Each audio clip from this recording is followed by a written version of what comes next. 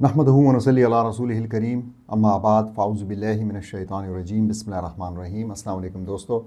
आज हम फिर हाज़िर हुए हैं आपके पास अपनी सीरीज़ द इम्पॉसिबल कैलिफेट की एक और एपिसोड लेकर।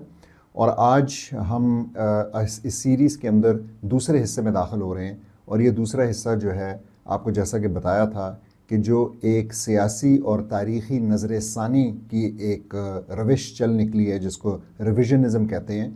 उसके तहत कुछ आर्ग्यूमेंट्स फॉर्मुलेट किए जाते हैं जो कि हमें ये बताना चाहते हैं कि आप हिस्ट्री को एक दूसरे एंगल से, एक नए ज़ाविये से उसको देखें, उसकी नज़रसानी करें। और सियासत को भी आप जो है ना कुछ मॉडर्न असूलों के तहत देखें, और देखते हुए फिर आप जो कुछ पीछे हुआ उसको रिजेक्ट करते चले जाएं। तो इसके अंदर जो आज की हमारी एपिसोड है उसका जो टाइटल है या जो एतराज़ है, इसको हम कहेंगे ये एतराज़ नंबर 9 है। 9वां एतराज़ हम डिस्कस कर रहे हैं। और ये कहता है कि जी खिलाफत जो है ना वो कभी कोई ख़ास कामयाब रही नहीं है, खिलाफत तो कभी चली ही नहीं है, खिलाफत तो ठीक ढंग से कभी थी ही नहीं, इसने तो हमें कुछ दिया ही नहीं है, ये तो हमेशा एक कमज़ोर रियासत थी, इसमें तो हमेशा झगड़े रहे हैं, इसमें तो हमेशा मार धाड़ रही है, एक खलीफे ने अपने ख़ानदान का कत्लेआम करने के बाद खिलाफत की पोस्ट हासिल की, ऐसे हुआ वैसे हुआ।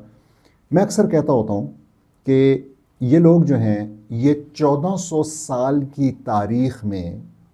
तकरीबन 14 या 140 सफ़े ढूंढते हैं। यानी 1400 साल की तारीख़, तकरीबन 1350 साल की तारीख़ में ये चंद सफ़े ढूंढते हैं जो कि प्रॉब्लम्स वाले हैं, कोई इसमें शक की बात नहीं, हम उससे बिल्कुल हकीकत से मुंह नहीं मोड़ेंगे।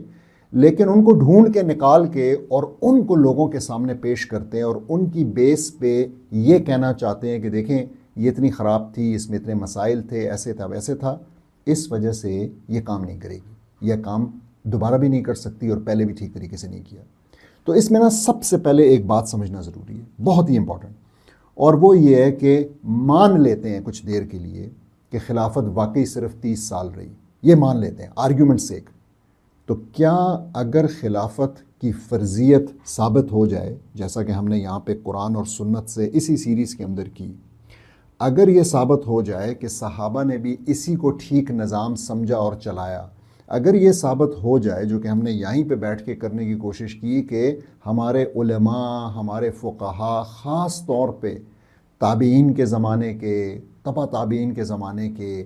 उन्होंने इसको कैसे देखा और इसके बारे में क्या लिखा, उनकी अंडरस्टैंडिंग कुरान की आयात और अहादीस मुबारका के हवाले से जो कि खिलाफत की बात करती हैं वो क्या थी। जब ये सब कुछ हम सेटल कर दें इन फेवर ऑफ खिलाफा, यानी हमें ये समझ में आ जाए कि हाँ ये सब असल में ये कह रहा है कि मुसलमानों का एक निज़ाम होना लाजमी है, मुसलमानों के ऊपर इसको फ़र्ज़ है कायम करना, जब तक ये इस्टेब्लिश नहीं होगा मुसलमानों की बिल्कुल बेसिक शरीयत सस्पेंडेड होगी, चाहे वो हुदूद हैं, चाहे वो इकनॉमिक्स का सिस्टम है, मईशत का, चाहे वो माशरत का निज़ाम है।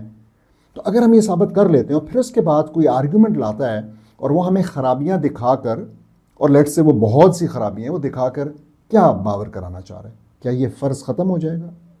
क्या अगर वाकई बहुत मार धाड़, खून खराबा ये सब कुछ हुआ, तो क्या आज हमारे पास ये एक एक्सक्यूज़ बन जाएगा अल्लाह सुब्हाना ताला के इस फ़र्ज़ को पूरा ना करने के लिए? तो आप ज़रा इस पर सोचें, ये असल में कोई शरई आर्ग्यूमेंट बनता ही नहीं। हाँ, ये एक रियलिटी की डिस्कशन है कि हम समझें कि क्या खामियां थी, क्या कमज़ोरियां थी, कैसे उनका अब दोबारा हमने सद्देबाप करना, ये बहुत पॉजिटिव डिस्कशन होगी और मैं चाहता हूँ कि लोग ये डिस्कशन करें। लेकिन ये डिस्कशन के लोगों को डराना और ये कहना कि असल में ये ख़तरनाक थी, तो असल में ये कमज़ोर थी, असल में इसके अंदर मसले थे, इस वजह से खुदा का नाम लें और बस खिलाफत का नाम दोबारा ना लें, what kind of A silly argument this is. ये बहुत ही, आप सोचें, ये बहुत ही कोई शैलो किस्म की थिंकिंग है। अब आगे चलते हुए जो लोग कहते हैं कि जी खिलाफत जो है ना कोई ख़ास कामयाब नहीं रही, मुझे लगता है कभी कभी कि वो कुछ भूल जाते हैं। वो भूल जाते हैं कि वो ज़रा एक छोटा सा तकाबली जायज़ा करें 1924 से पहले की मुसलमानों की हालत का और 1924 से बाद की। अब तो हमारे पास तकरीबन 101 साल का डेटा आ गया है ना, हम उसके बाद से 101 साल से एज एन उम्मत एग्जिस्ट कर रहे हैं थ्योरेटिकली, और बटे हुए हैं हम इन 55, 56, 57 नेशन स्टेट्स के अंदर। हमें पता है कि आज हमारे क्या मसाइल हैं और उस वक्त हमारी क्या हालत थी। तो मैं बहुत ज़्यादा पीछे की तारीफ़ करने में اور ان چیزوں کو نظر انداز کرنے میں جو غلطیاں ہوئیں ان کو، میں اس میں انٹرسٹڈ نہیں ہوں، میں یہ نہیں کرنا چاہ رہا، لیکن میں آپ کو کہوں گا کہ کیا یہ سچ نہیں ہے کہ قرآن جو محفوظ ہوا، جو اس کو ایک کتاب کی شکل دی گئی، وہ خلافت کے دور میں ہی ہوا؟ کیا یہ سچ نہیں ہے کہ احادیث مبارکہ کا جو مجموعہ آج ہم تک پہنچا ہے اور جس کو ہم ریفر کرتے ہیں، چاہے وہ بخاری ہو، چاہے وہ احمد ہو، چاہے وہ اور ترمذی، کیا یہ سچ نہیں ہے کہ یہ خلافت کے دور کے اندر ہی ہوا؟ کیا یہ سچ نہیں ہے کہ ہم جن 4 ائمہ کا ذکر کرتے ہیں اور ان کی پیروی کرتے ہیں کہ بھئی ان کی انڈرسٹینڈنگ کو، ان کی سمجھ بوجھ کو اور ان کے فقہ کے اصولوں کو استعمال کرتے ہوئے اور اپنے دین کو پریکٹس کرتے ہیں، کیا یہ سچ نہیں ہے کہ وہ خلافت کے دوران ہی ڈیولپ ہوئے؟ یہ سارا کا سارا جورسپروڈنس کا جو اصول فقہ کا سسٹم ہے یہ اس دوران ڈیولپ ہوا؟ کیا یہ سچ نہیں ہے کہ مسلمانوں نے نئی نئی سرزمینوں کی طرف جا کر ایکسپینڈ کیا؟ آپ خالی اس بات کو 1 منٹ کے لیے سوچ لیں کہ جب خلافت تھی تو ہم نے، اور آپ ان 30 سال کو بھی بے شک نکال دیں، ان 30 سال کے بعد سے دیکھیں کہ ہم نے کتنے نئے علاقے فتح کیے، کتنے نئے علاقے اسلام کے انڈر آئے، اور آج جو ہم مسلمان ہیں، اگر حجاج بن یوسف نے اپنے بھتیجے کو نہ بھیجا ہوتا، محمد بن قاسم کو، تو شاید ہم آج ہندو ہوتے، شاید ہم آج کسی اور بدھ مت کے پجاری ہوتے۔ تو آپ ذرا سوچیں،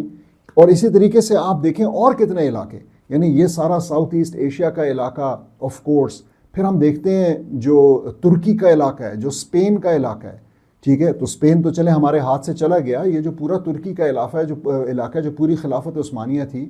یہ تو اصل میں خلافت کے دوران ہی مسلمانوں کو ملی، مسلمانوں نے اس جگہ کو فتح کیا، اس جگہ کو اسلام کے لیے کھولا، اور آج ہم اس میں فخر محسوس کرتے ہیں اور کہتے ہیں کہ وہ اسلام کا ایک مضبوط قلعہ ہے، اور انشاءاللہ کل کو جب خلافت دوبارہ سے آئے گی تو ہمیں پورا یقین ہے کہ ترکی، جس کو آج ہم ترکی کہتے ہیں، تو یہ والا علاقہ، یہ والی ولایہ جو ہے، یہ ایک بڑا کلیدی کردار ادا کرے گی، کیونکہ وہ سائنس میں، ٹیکنالوجی میں، معیشت میں کافی آگے ہیں الحمدللہ۔ تو دیکھیں، میرے خیال میں یہ آرگیومنٹ جو ہے نا، یہ بڑا ہی ایک بہت سیدھا سا آرگیومنٹ ہے، اس کے اندر کوئی دلیل نہیں ہے جس دلیل کی بیس پہ ہم یہ کہہ سکیں کہ ہم جو ہے نا اس وجہ سے خلافت کو نئی اسٹیبلش کرنے کی ضرورت، یہ ہمارا اعتراض ہے۔ بھئی اگر آپ کا اعتراض ہے، بی آنیسٹ، بی سنسیئر، اور آج آپ جت کے کام کریں خلافت کے لیے، اور ان میکینزمز کو سمجھیں، ان میکینزمز کو سیکھیں جو کہ خلافت کے اندر بلٹ ان ہوتے ہیں، جو کہ اکاؤنٹیبلٹی کرتے ہیں، جو کہ اس بات کو انشور کرتے ہیں کہ مسلمان جو ہے نا اس قسم کی پستی کا دوبارہ شکار نہ ہو، اور جو کہ انشور کرتے ہیں کہ احتساب کیا جائے رولر کا۔ تو ہم تو یہ جانتے ہیں کہ ہمیں تو احتساب کرنا ہے۔ آپ بنائیں وہ پولیٹیکل پارٹیز جس کا ذکر اللہ سبحانہ تعالیٰ قرآن میں کہتے ہیں، جب وہ کہتے ہیں وَلْتَكُن مِّنكُمْ أُمَّةٌ يَدْعُونَ إِلَى الْخَيْرِ وَيَأْمُرُونَ بِالْمَعْرُوفِ وَيَنْهَوْنَ عَنِ الْمُنكَرِ فَأُولَٰئِكَ هُمُ الْمُفْلِحُونَ۔ وہ کہہ رہے ہیں کہ اس امت کے اندر سے کم ایک گروہ نکلنا چاہیے جو کہ یہ 3 کام کرے، جو کہ یدعون الی الخیر، خیر کی دعوت دے، ویأمرون بالمعروف، وہ امر بالمعروف کرے، وینہون عن المنکر، اور وہ نہی عن المنکر کرے۔ اور پھر اللہ سبحانہ تعالیٰ کہہ رہے ہیں کہ یہی لوگ ہیں جو کہ مفلحون ہیں، یہی فلاح پانے والے ہیں، یہی کامیاب ہیں۔ تو پھر ہمیں یہ کرنے کی ضرورت ہے، ہمیں تو یہ کام اگر پاسٹ میں نہیں ہوا، اور لیٹ سے ہمارے بڑوں سے اس قسم کی کوئی غلطی ہو گئی، تو بجائے کہ وہ انگلش میں کہتے ہیں نا throwing the baby out with the water، کہ آپ جو ہے نا وہ باتھ ٹب کے اندر جو گندا پانی اکٹھا ہوا ہے اس میں بیبی بھی ہے، تو آپ جو ہے نا گندا پانی پھینکتے ہیں اور ساتھ بیبی کو بھی پھینک دیں گے۔ تو آپ جو ہے نا یہ بات کریں گے کہ جی بس کیونکہ اس میں کچھ مسائل تھے اس لیے اس کو مکمل طور پہ ختم کر دیں، اور یہ بھول جائیں گے کہ یہ ہمارے لیے کتنا بڑا فرض ہے اور کتنی ایک اہم چیز ہے۔ تو میرے خیال میں جو بھی عقل و شعور رکھنے والے لوگ ہیں وہ آج یہ جانتے ہیں کہ ان کے پرسنل فیئرز تو ہو سکتے ہیں خلافت کے حوالے سے، لیکن خلافت کے دوران جو مسلمانوں کو حفاظت، جو مسلمانوں کے عقیدے کو، جان کو، مال کو، زمین کو حفاظت محفوظ تھی، آج ہم سے وہ کھو چکی ہے۔ اور آج جو کچھ ہو رہا ہے ہمارے رائٹ لیفٹ، جو ہم دیکھ رہے ہیں، چاہے وہ غزہ کے اندر ہو، چاہے وہ کشمیر کے اندر ہو، چاہے وہ سنکیان میں ویگر مسلمانوں کے ساتھ ہو، چاہے وہ میانمار کے اندر ہمارے روہینیا بھائیوں کے ساتھ ہو، ٹھیک، یہ سب کچھ کیوں ہو رہا ہے؟ یہ اسی لیے ہو رہا ہے کہ وہ ایک اینٹی نہیں ہے۔ انما الامام جنہ یقاتل من ورائے ویتقی بہ، رسول اللہ صلی اللہ علیہ وسلم نے فرما دیا کہ بے شک خلیفہ ایک ڈھال کی مانند ہے۔ آج وہ ڈھال نہیں ہے، اس لیے کیا ہو رہا ہے؟ انما الامام جنہ یقاتل من ورائے، نہ ہم اس کے پیچھے سے لڑ رہے ہیں، اور ویتقی بہ، اور نہ ہم اس کے پیچھے سے حفاظت پاتے ہیں، محفوظ ہیں۔ تو آئیں اس بات کا اعادہ کریں کہ ہم انشاءاللہ اس خلافت کے اندر اعتراضات نکالنے والے نہیں بلکہ اعتراضات کے جواب دینے والے بنیں گے، اور چاہے اس میں آپ اپنا رول یہی پلے کر سکیں کہ اس ویڈیو کو لائک کریں، اپنی فیملی اور دوستوں کے ساتھ اس کو شیئر کریں۔ جزاک اللہ خیر۔